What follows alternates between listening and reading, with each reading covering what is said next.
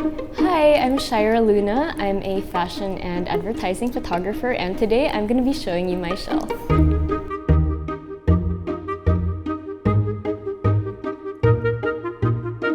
The books you're going to see today are a mix of the books I loved reading as a child, a lot of reference books, a lot of fashion books, some of the more sentimental things that I have in my collection. It's not a lot, but the things I do have, I really hold dear.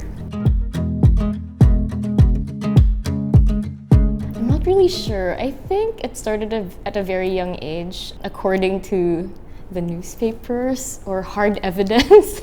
I think I started reading very early. I think I was around 1.5 when I started reading. So I really didn't want to believe it for a long time, but then there are so many pictures of me actually like reading out loud from books. My entire world back then was all books. I think I picked up books before I picked up toys. So that was my entire identity as a child. I was just always the voracious reader. My first books weren't actually even storybooks. They were about science, zoology, botany, because my mom was a dentistry student when she had me, and the only books she had lying around were her dentistry books and a lot of science books. So out of nowhere, she just started reading them to me, and she didn't realize that I was picking up everything. When she saw that I had an interest, I guess she started teaching me how to read, and I picked that up.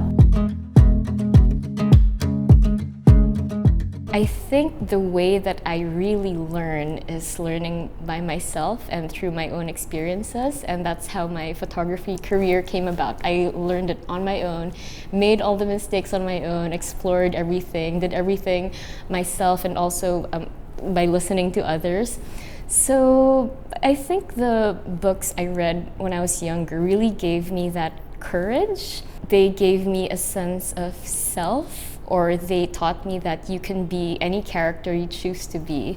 And that's basically what I did when I entered photography. I just created my own character and went with it. So a book with a character I strongly resonate with has got to be Matilda. It's not just the hair. I swear I didn't have this hair when I started reading Matilda. Here it is. It's a very, very old copy, but this is such a fun book. I can't recall if I saw the movie first or if I read the book after. But it's just a tale of really being kind of naughty, figuring out what to do with what you were given, figuring out how to navigate the world despite everything that's thrown at you, despite the people you're surrounded with, the people who brought you up. It's really just that small story of triumph and, yeah, being a little bit naughty. I was flipping through the book and then I saw this little note.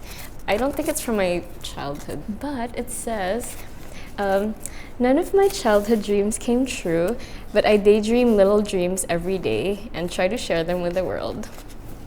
I don't know. Who was she?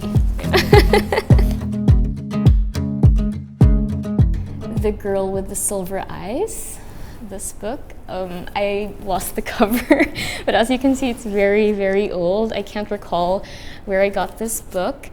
It's by Willow Davis Roberts, and it's about a girl who is born with a special ability.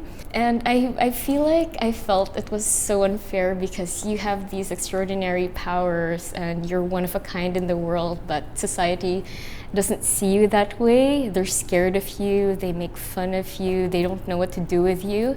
And I guess in a way that kind of resonated with me back in my childhood because there were these things that I could do that I guess not a lot of normal kids could.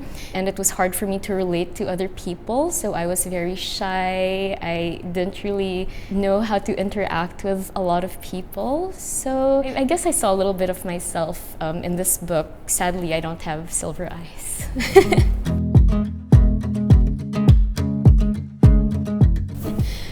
This amazing Art Attack stuff. Art Attack was one of my favorite shows as a child. I'm sure a lot of people my age can relate. If I were stuck on an island, I would just love to bring this because maybe it would teach me how to create things with sand, with leaves. It would keep me busy, it would keep me entertained, and it would just make me very happy. I just love to be able to use my imagination in the middle of nowhere. Maybe the first activity I would do on the island is create an ID badge for myself as the lone resident of the island. I'd probably take some sand or some fibers from plants, take sap from trees and make something sticky and make myself an ID badge. So I was going to share this as one of my favorite books because, as the title suggests, it's light, science, and magic, and those are what I would say the two things that really make up what I do now as a photographer. I have learned the lighting and the setups, and in practice I've learned a lot about photography, and there definitely is a scientific aspect to how we light, how we shape light, how we remove light, but then there's also the part that has to be magical, and I think that's a result of all the experiences and all the stories and everything I've seen, the places I've been to, and it's unexplainable. So the science part is there if people ask you how you light something, but when they ask you why it makes them feel that way, the only answer is magic.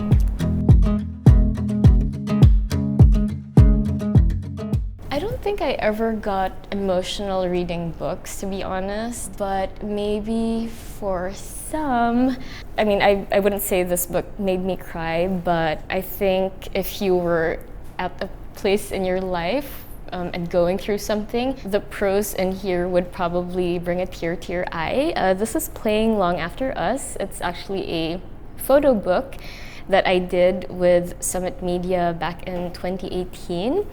The words in here are by Anton Dean O'Malley and Marla Mignano, terrific writers and also very good friends. The way we created this book was to really just talk about songs. We all love music, and the photos in here were crafted through song lyrics and song titles, and we just let our imaginations flow. So I actually took all the photographs first, and then they made stories to go with the photographs. One chapter deals with loss and memory and being scared of losing those memories. So yeah, I think that would make some people tear up a bit. Not me though, I'm strong.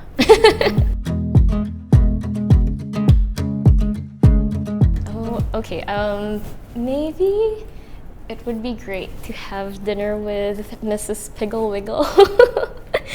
She loves everyone, and everyone loves her right back. The children love her because she's lots of fun. I mean, what else do you need to know? I want to have dinner with Mrs. Piggle Wiggle, and also probably Dr. Dolittle. I would love to know what animals say and think of me. I have 8 dogs, so I would really want to know if they think I'm a worthy mother. My oldest book is this, Funny Face at the Window. I mentioned earlier that the first books I probably read were about science and botany, so this would most likely be the book I picked up on my own. If it were scattered in the nursery, I think this was the one I picked up. It's a picture book. It's really just about a funny face in the window that happened to be a pet monkey. So my name is here, my brother's name is over there. It's a very easy children's book to read because I really love the illustrations and the big text. I feel like I always gravitate towards things with this color and this kind of like style of drawing, like the entire aesthetic. I feel like I'm just always going back to that, and maybe subconsciously this is the reason why. I mean, it's kind of the same. It's funny how everything I do now or everything I'm drawn to can always be traced back to something from my childhood. So my most recent purchase, and we're talking about last night at 10 p.m., I bought this book off Amazon. The reason I bought another copy is because this book isn't mine. So this was actually loaned to me by the photographer, producer, filmmaker Milo Sogueco. His name is still here. I think lent this to me maybe in 2016. He said I would find it really helpful because back then I really loved his style of photography, even until now. But for a while I was scared to read it because I felt like I wouldn't understand it. So I actually opened it up a couple of years after he lent it to me, and I was pleasantly surprised to realize that I could understand most of the things written in it, even though I didn't have any formal training in photography. And so last night, I realized that I should return this book, give my thanks, and order my very own copy so I can highlight the text. Sorry, Milo, this is going back to you when you return. My Roald Dahl dictionary. I feel like I'd be so traumatized by the fire that I'd start talking in my own language. I would describe the fire as a disastrophe. Over here. A terrible disaster or catastrophe. So I got this really because I have a lot of Roald Dahl books, and sometimes I forget what those funky words mean, so I had to get this dictionary. It's very, very useful. This is The Folk of the Faraway Tree. I always go back to this book no matter how long I've had it, because the stories are very familiar. There was a time I feel like I knew every page by heart. So I think this would just give me comfort and take me to those faraway lands. Even if you're not a photographer, I think you would enjoy Light, Science, and Magic. Technical, but it's not unfamiliar, because everyone sees light and everyone has a mental note of what light is, and everyone has a perspective of what the light represents to them. So I think this is something everyone would enjoy if you had the patience. It's not scary, I promise. I would recommend Matilda because it's just magical and funny, and it's a classic. It's a very easy read, but it's one that you can't put down. It's page after page of action and adventure as far as a little girl, a little girl's world would go. I even have this tattooed on my arm because I love it that much. So I don't really have a lot of books by Filipino authors, and that's partly due to the fact that I really stopped reading for such a long time. But I had the great honor of meeting and working with the writer Sarge Lacuesta on a number of occasions. He gifted me with some of his books, and this is the one I enjoy the most. This is creative nonfiction, so I feel like I can relate to it a lot because a lot of these are essays, they're profiles. It's a compilation of the things he has written over the years, so it's easy for me to digest. It's not super deep, but the way he describes everything, I feel like is so similar to the way I would love to shoot. His attention to detail, his language. I really love the way he writes, the way he sees things, and most importantly, the way he remembers things. Even if it's in the now, he can transport you to a distant place in his memory. Another book I would recommend, and this is just if you're in the fashion industry, or if you just love fashion, or even if you just love ukay-ukay. This is great. This is the Fashion Encyclopedia. It's actually an illustrated reference for fashion students, dressmakers, really anyone interested in clothes. Now, I had no sense of style. I had no idea about fashion until I started shooting fashion, that I could craft stories through clothes. So over time, I've really developed like a great love and passion for clothes. It's a great resource and reference. This is a weird one. I don't know if any of you can recognize this, but this is Mysteries of Mind, Space, and Time. I think I was around 9 years old when I received the full set. It covers a really wide variety of topics that deal with mysterious things, such as the paranormal, ghostly sightings. As a young child, I really felt like I had paranormal powers. So I was deeply invested. So I feel like this, in a way, also shaped the way I try to come up with ideas. I always feel like there's more than meets the eye, and these books really gave me the freedom to think like that. I also ukay for books, but I find that the books that I like to look for secondhand are always reference materials or illustrated guides, especially when it comes to fashion or photography or cinematography. So a lot of the books that are on this shelf are secondhand, things that I've found in surplus stores or digging through boxes in Bangkal thrift shop, because sometimes when the houses really auction off their stuff, you're gonna see bookshelves, and I just kind of grab what interests me, and they're really more interesting because a lot of the things are from the 80s and are from the 90s, so they're like legit things that I can look back at and reference in my photo shoots. We were on the way back home from a work trip in Paris, and then there was this one bookshop I really wanted to go to because I heard the fashion selection there was really good. While I was browsing the shelves, I came across this gem, and I was almost in tears because I'm such a fan of Jane Birkin. I have her basket tattooed on my arm. So Jane Birkin is an actress. She's basically a pop culture icon from the 60s and the 70s, and I really love her fashion and her photographs. She was always photographed by her brother. So when I saw this, I'm like, I have to get it. I don't speak a word of French. The entire book is French, but I feel like it would be such a fitting souvenir from our first trip to Paris. Read whatever you want.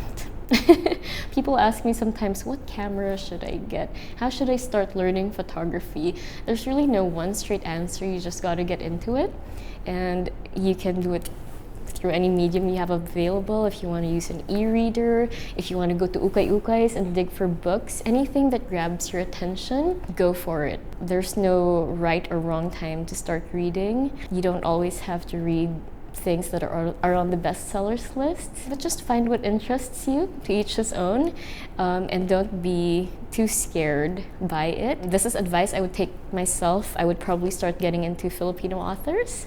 Yeah, I'm talking to myself here.